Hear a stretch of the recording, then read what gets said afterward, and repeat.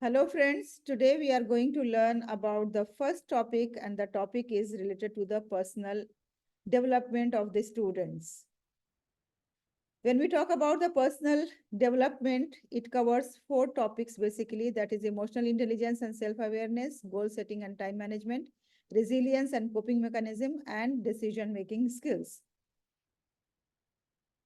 And in this session, we are going to have the introduction to the sessions. We are going to have the presentation on the personal development. Then we will be having icebreaker activity, and then we will have the group discussion at the end of the presentation. So this is me. I am Dr. Halima Sadia, and currently I am residing in Dubai, UAE. And I have mentored 34,000 individuals, and I am really uh, feeling very honored that I was able to reach to the to 30,000, 34,000 people.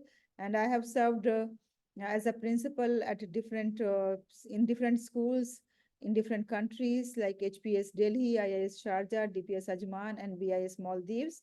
And I have completed my 30 years in the field of education, and I have also authored 4 books, and those books are on parenting and leadership. Now let's begin with the ice-breaking activity. So what did you have for the breakfast today, Anika?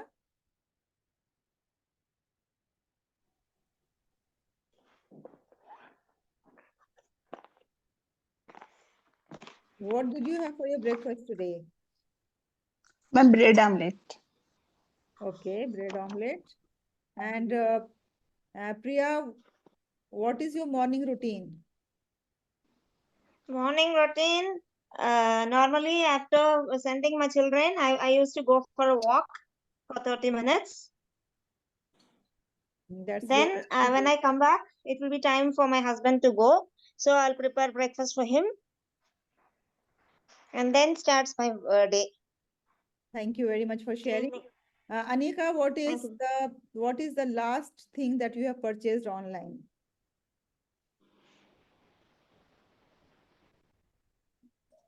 Um, Grocery items.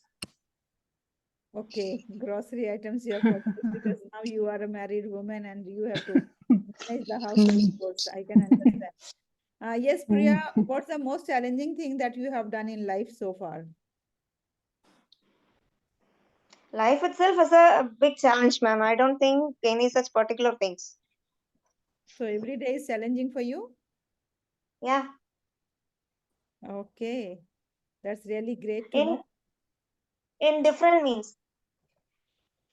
Yes, I can understand. Anika, what is the random act of kindness that you did for any stranger? Have you done ever any act of kindness for the stranger? Um, Not today. Not today. Not today, but you did in past.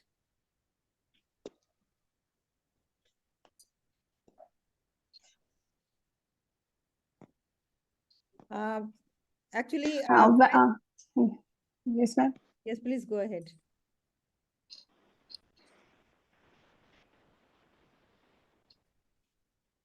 When an old man carrying a bag of grocery items, I helped them too. Uh, Okay, so you helped him to carry the grocery bags. yes, yes, yes. Okay, that's really so nice of you. I remember that once I was at Delhi Metro and there was a long queue. You know, in Delhi, you will always find a long queue for the tickets. And if you don't have the card, then you have to go for the manual tickets and they will issue you the tickets. So there was a long queue. And when my turn came and there were only two people, one lady and one gentleman in front of me. And then I was the third one.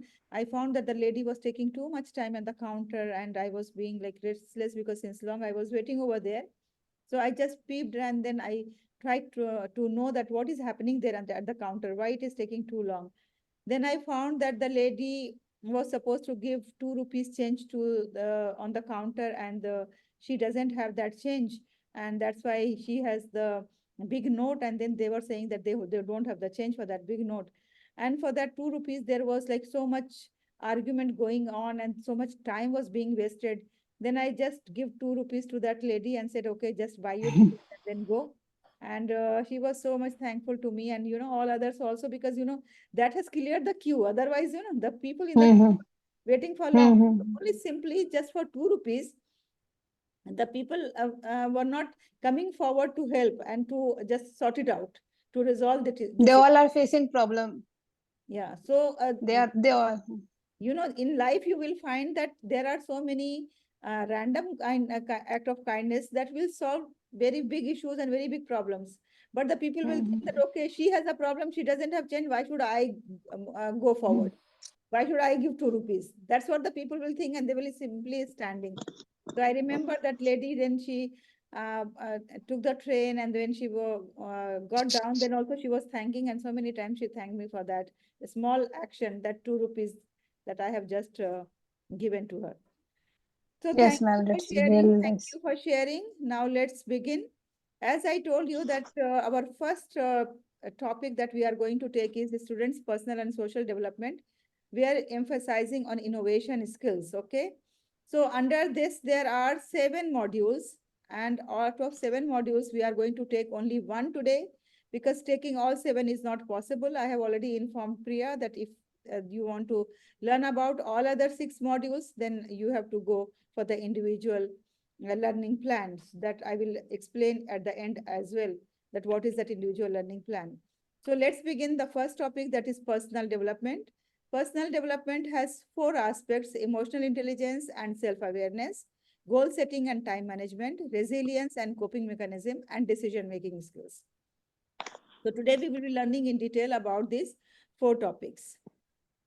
Let's begin with the riddle. I am not always visible, but you feel me every day. I can be your strength or your weakness. What am I? Yes, Courage. Confidence. confidence. How confidence can be weakness? It is saying it can be a strength and weakness. Overconfident. Overconfident. Maybe it can be Yeah, weakness. I am not If always we, if visible, but you feel me every day.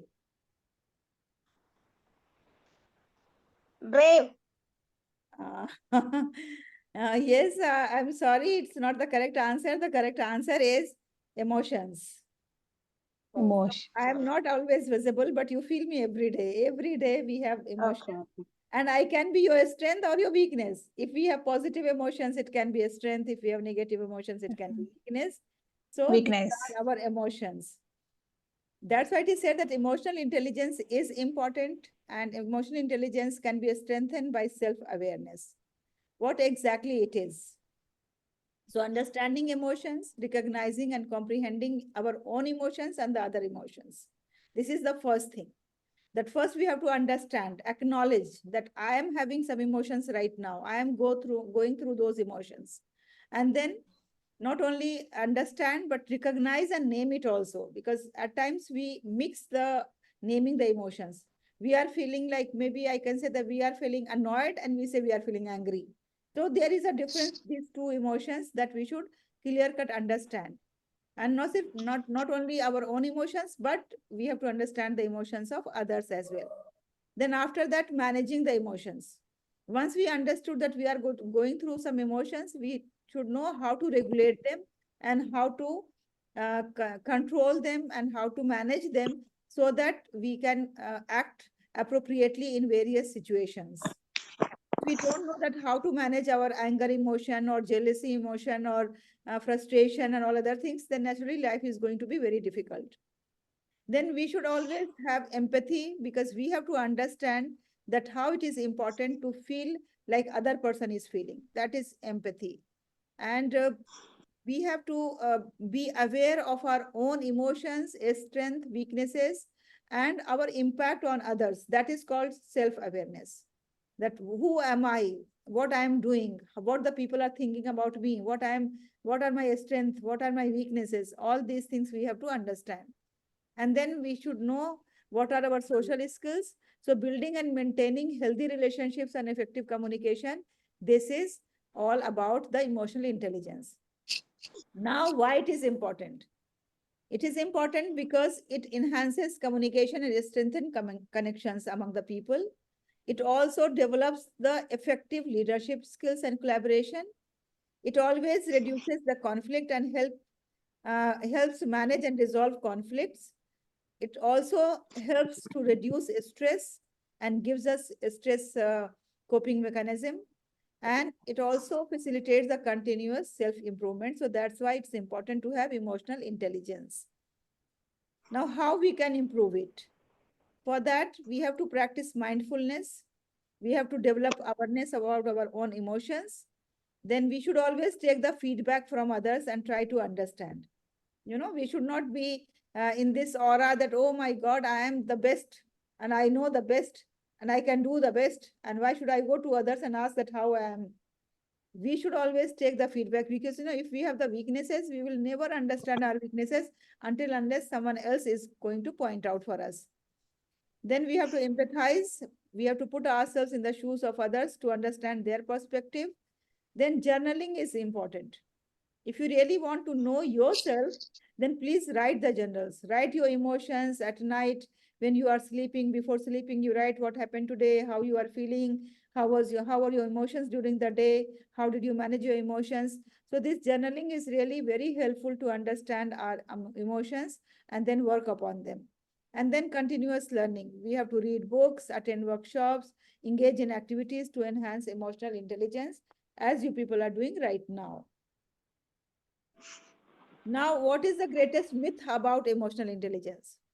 So, the greatest myth is that people consider that it is an inborn trait. You either have it or you don't. People think that either you have emotional intelligence in you by birth or otherwise you don't have this. This is a myth because it is not by birth intelligence. This intelligence we can always enhance and develop. It's in our hand. And how we can develop that already I have given you some tips that how we can enhance our emotional intelligence. Now you must have heard the name of Daniel Goleman's model of emotional intelligence. What he has said, we are going to know about that shortly. But before that, let us answer to this point that a team leader who effectively manages conflicts by understanding team members' emotions and addressing underlying issues. So do you want to work under that leader who is effectively managing the conflicts by understanding the emotions? Or you want to work upon under the person who is just going by the words of the first person? Like, in the conflict, one person goes and complain to the leader, and there are bosses, whosoever goes first, they think that he is innocent. And then they always favor to that person. So tell me under whom you want to work.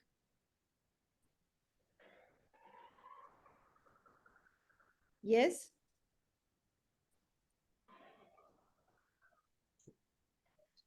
The one who Ma'am, understands our emotions and handle the situation. Okay, that's really good. Yes, Anika, you tell me. ma'am, same here. I want to work with that person, understanding team members' emotions and understanding the issues, and then they will discuss on that, and then they will work on that. Okay, thank you very much. So if you really want to enhance your emotional intelligence, that we have to have a journal, and then at least you write for a week, and then you try to see the difference. See the difference nowadays, what is happening with you with your emotions, and once you are writing in the journal, and then what is happening, and then you can see the improvement in your own personality. Now here we have the word search.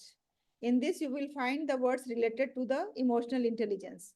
Will you please try to find out some words related to the emotional intelligence?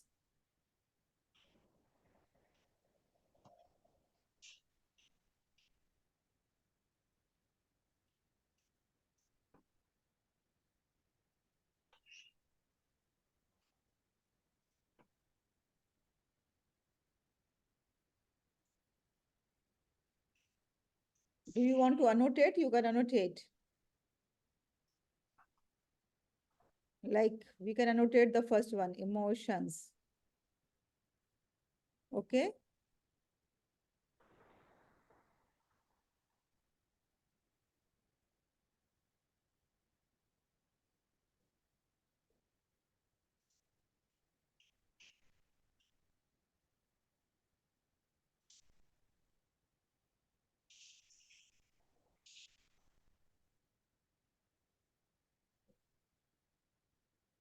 Social. Very good.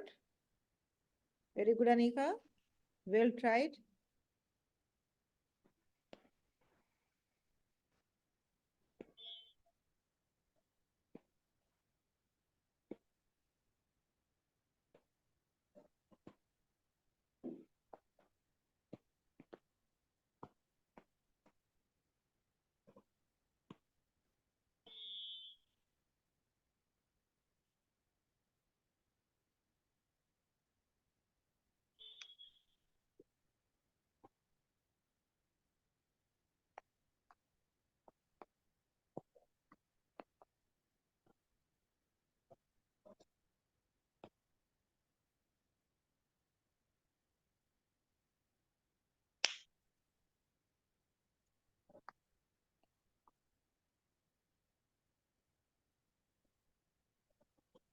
Okay, self.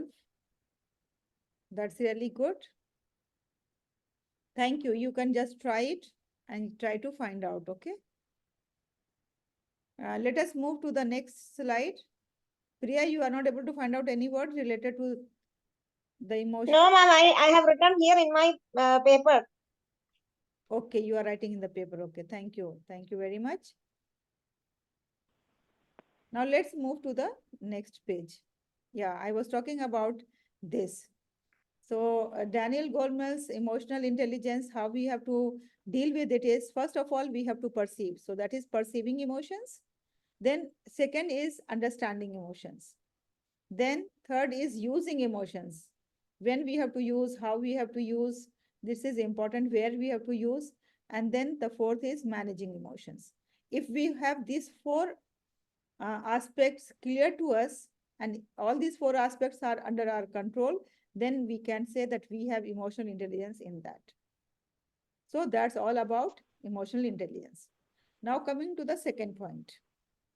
I can't be seen or touched, but without me, nothing can be accomplished. What am I?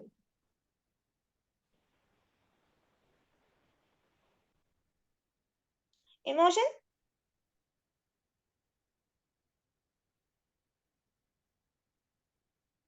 Emotion is already over now. Now we are going to the second topic. Okay.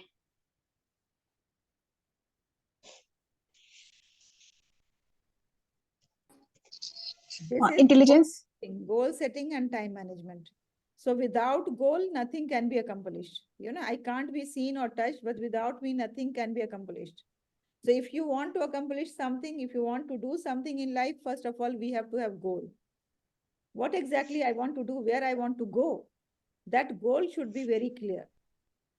So what is goal setting? Actually, goal setting is defining clear and achievable objectives for personal and professional growth. In my personal life, what exactly I want, in my professional life, what I want, that should be very clear, that should be very clearly defined also. Then we have to identify and focus on the most important task. At times we are just wasting the time on the chatting, on the calling, on the chit chatting with the friends. That is like taking us away from our goal. So that we have to prioritize the things. We have to identify where to spend how much time. Then allocating a specific time period for different activities. For that, we have to make a schedule, our daily schedule, weekly schedule, monthly schedule, and annual schedule. Then we have to breaking down the larger goals into a smaller goals, that is manageable task. Like suppose if you want to be a doctor, then naturally we have to break it. That first we have to pass 12th, then we have to qualify NEET exam, then we have to go to the medical college, then spend 5 years, then we have to go for the internship, then we have to go for the master's, then spend 2 years, then we have to apply in the hospitals and then get a job. So this type of, we have to break it into the small goals and then we have to achieve it. If we talk about smart goals, so smart goals are always specific, measurable, achievable, relevant, and time bound. So this is all about goal setting. Now, why goal setting is important? If we don't have any goal in life, like uh, Priya is saying that, okay, uh, Priya doesn't have any professional goal right now. Personal, she may be having, she is taking care of the family, children, and all others. So that in personal life, she is going very well and doing very well. But for professional life, she doesn't have any goal right now. So if you don't have the goal, then you will not have the any sense of purpose and direction. If you have the goal, that will provide you clear sense of purpose and direction, where I have to go, what I have to do, where I have to spend time. That thing will be very clear for you.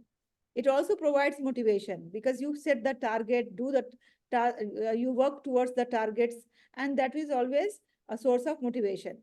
It also ensures efficiency and optimize our time and resources. You know, everybody is created with the talents, with the time, where to spend time and talent. If you are just spending time and talent in the house, you will find that even 24/7 is not sufficient for that also. But if you are in the profession and you are doing profession also and household chores also, then you will find that there is enough time for both of them.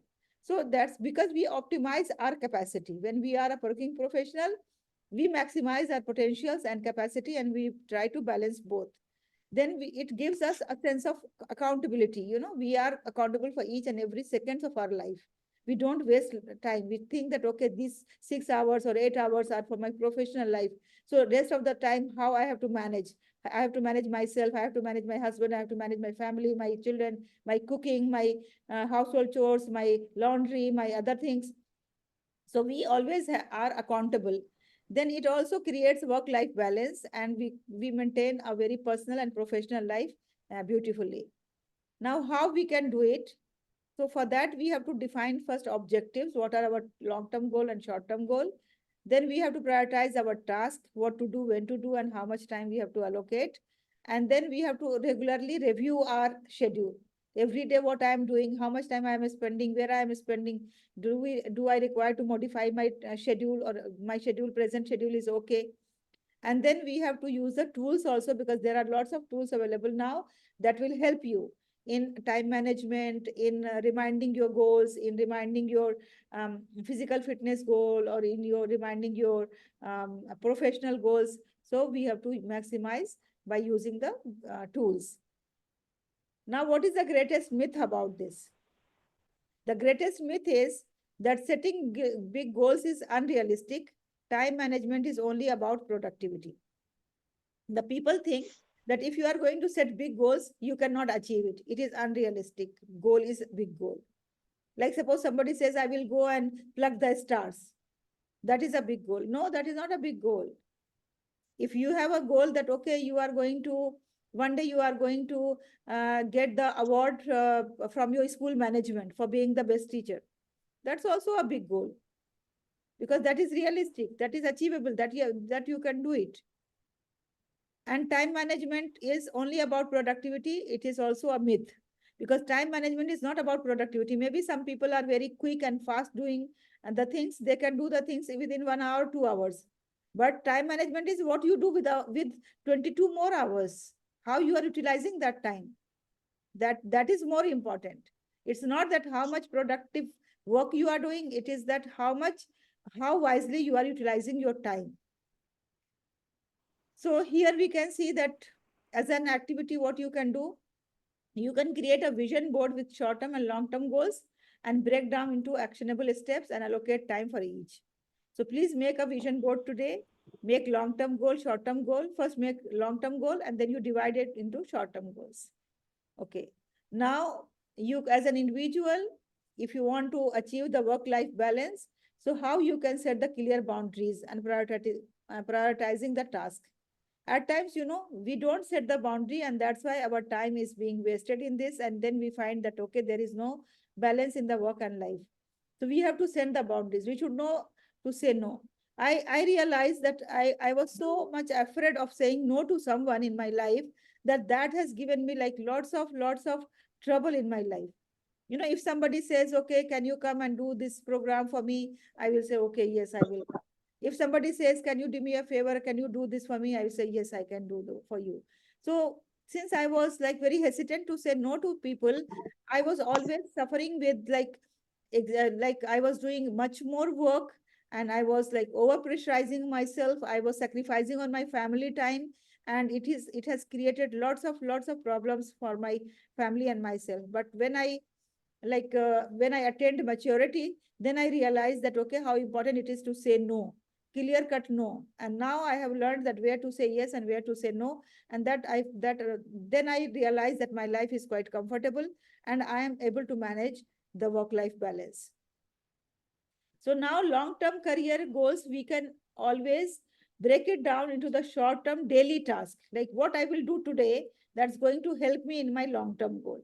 So this daily task is important that we have to do for our long-term goals. Now here is again a quick check. Can you find some of the words related to the goal setting and time management?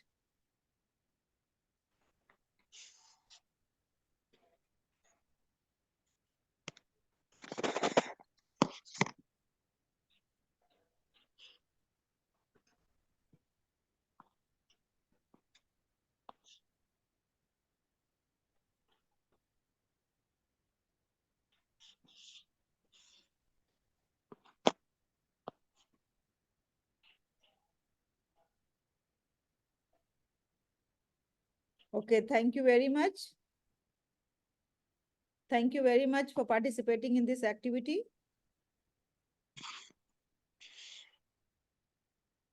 Now let's move to the third topic.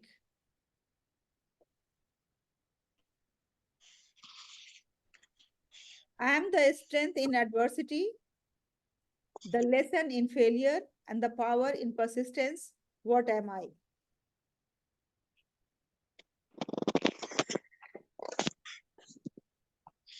Yes, please let me know.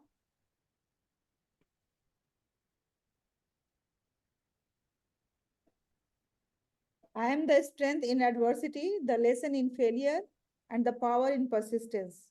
What am I?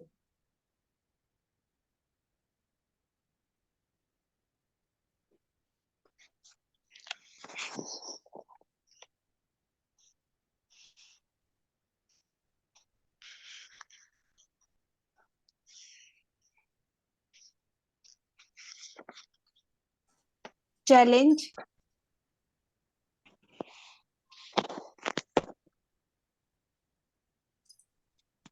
This is resilience. So our third topic is resilience. So before going into the details of resilience, I request you to kindly read this story.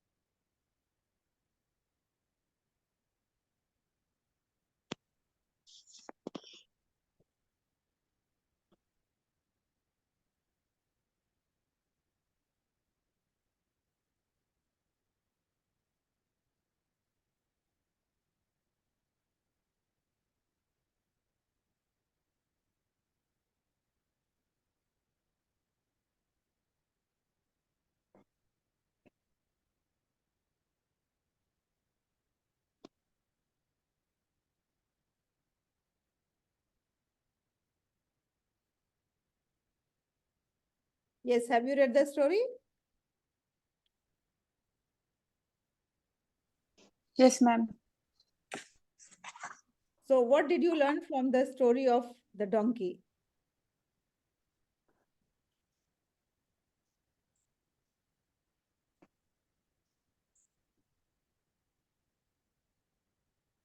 What have you learned from the donkey?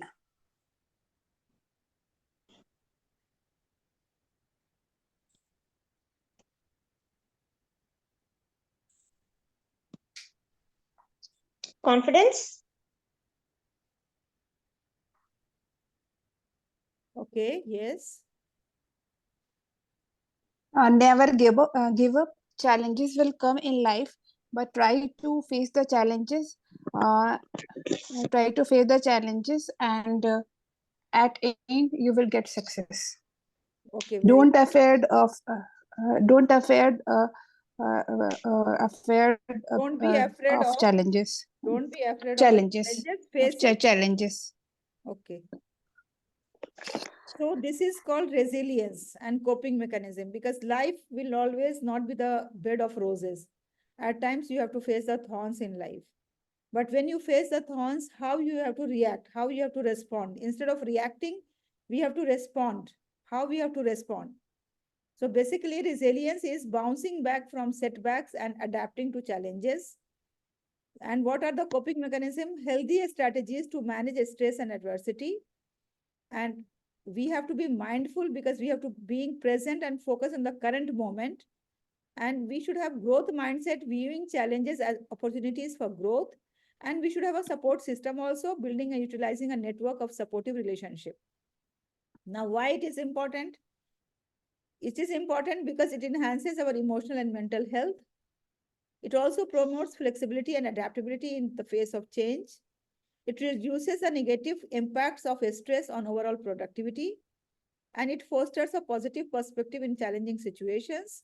And it also enhances resilience in interpersonal relationship. How we can do it? How we can enhance our resilience?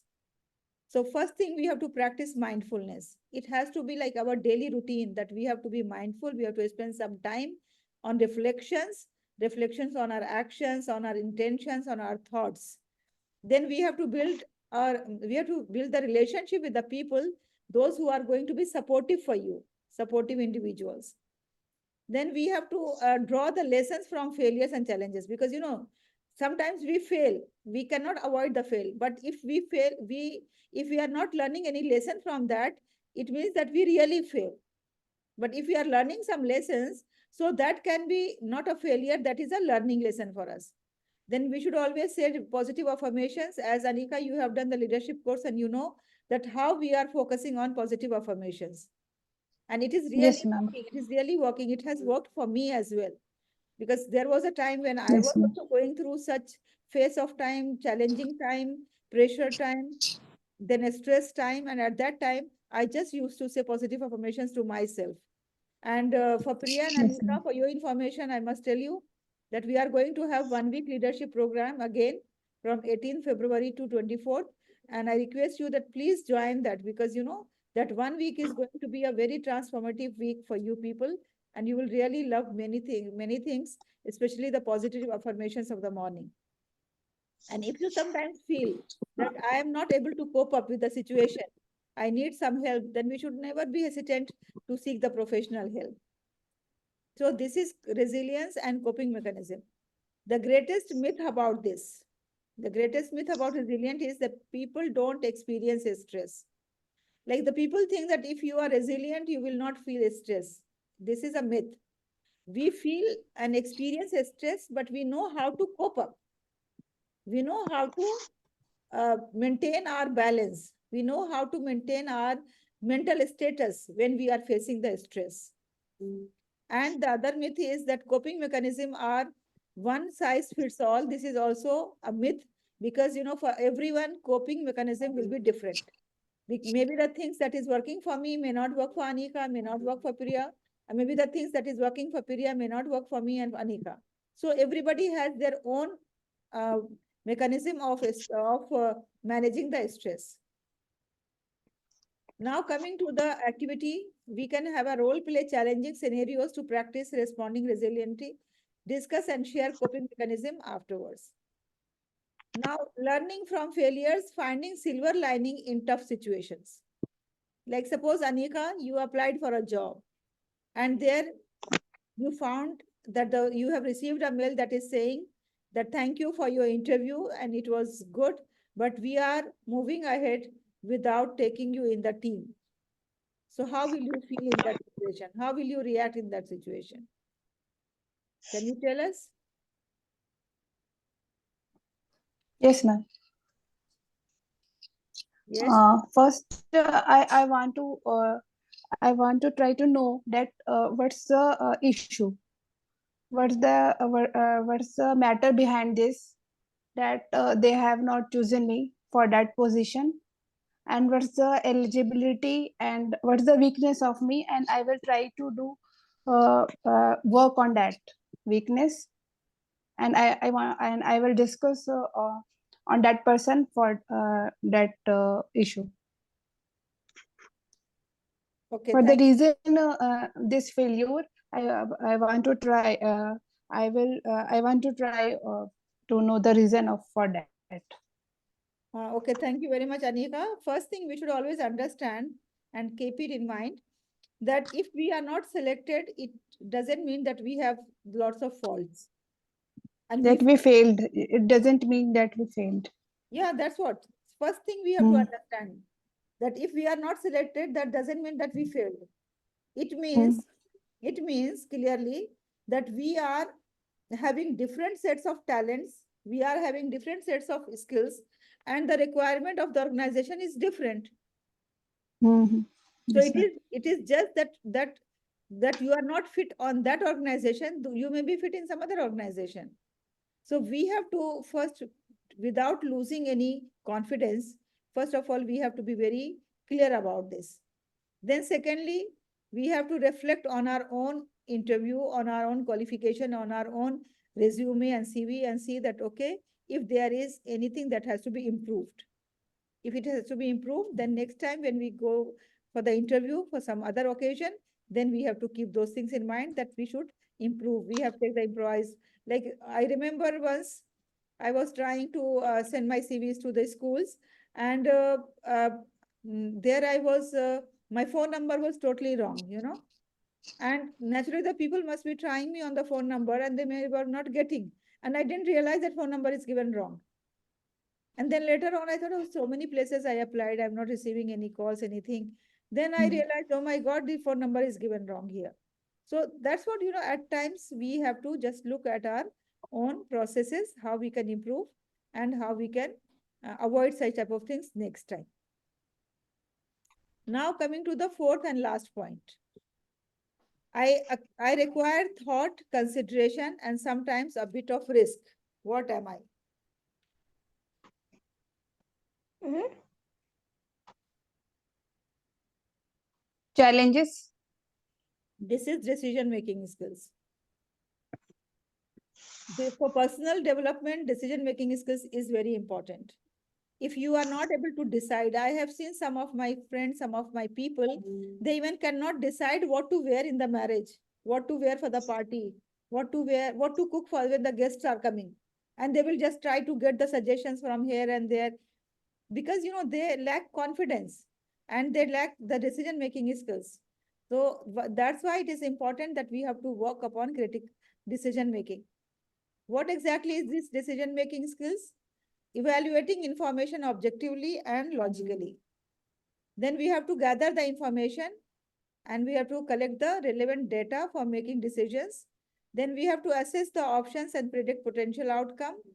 Then we have to evaluate the potential risk associated with each action, and then making decisions aligned with personal or organizational values. So we cannot just simply decide anything.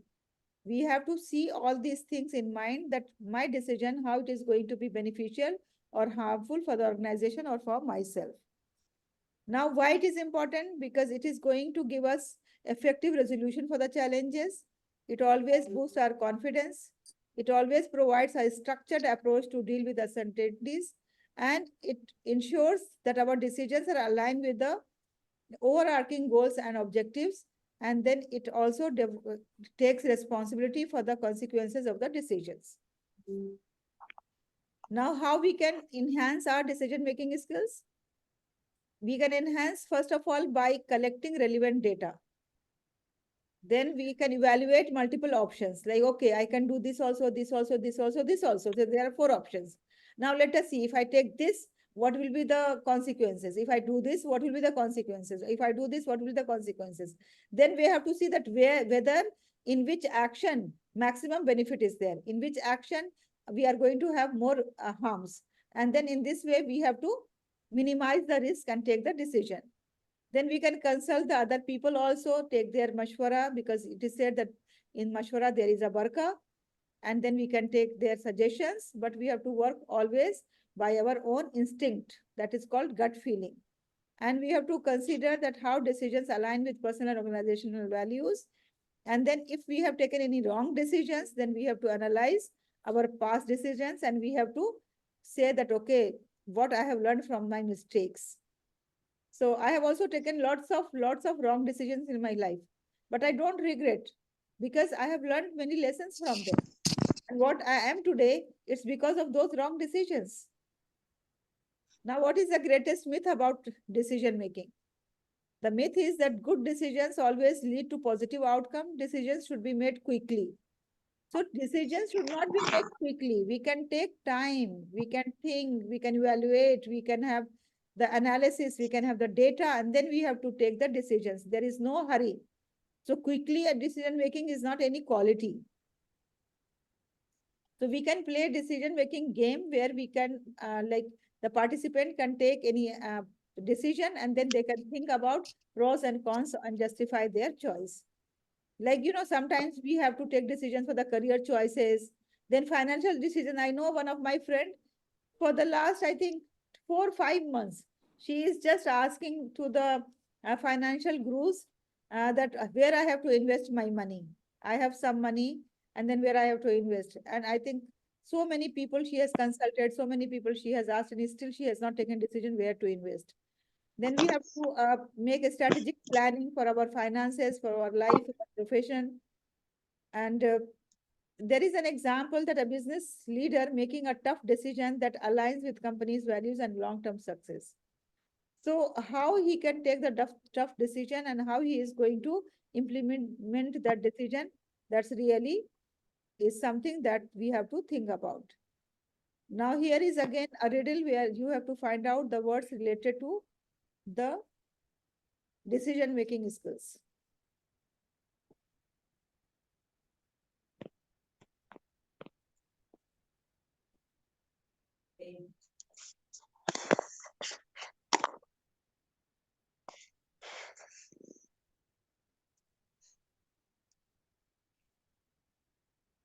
Yes.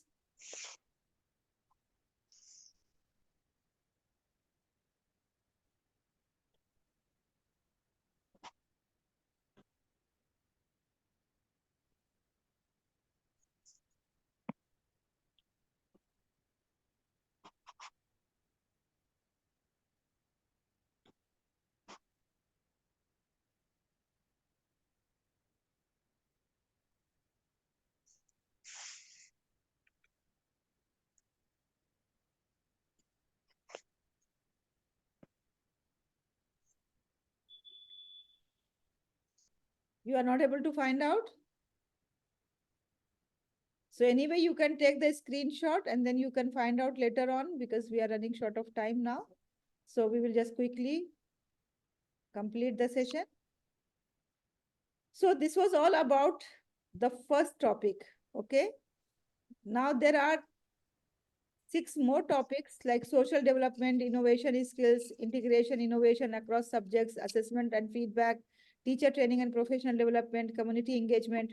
So there are 6 more topics. If you really want to learn about these topics, how to implement in the class, how we are going to be effective teacher by ensuring the personal development of the students, their innovation skills, then naturally here we have an offer for you. You can go for the detailed courses. There are 4 courses developed. One is students' personal and social development. That one topic we have done today. There are 6 more topics in this. Then there is fostering a culture of innovation within schools. So there is a 10 hours course for this. Then we have inclusion, understanding reasons behind and practical implementation. We have 12 hours course for this. And then we have ensuring the protection, care, guidance, and support of students. We have 15 hours course for this. If you really want this, you can go ahead, you can contact us. Thank you very much. And if you have any queries, Excuse me. there is always Excuse WhatsApp me. available. You can always contact me on the WhatsApp. So Excuse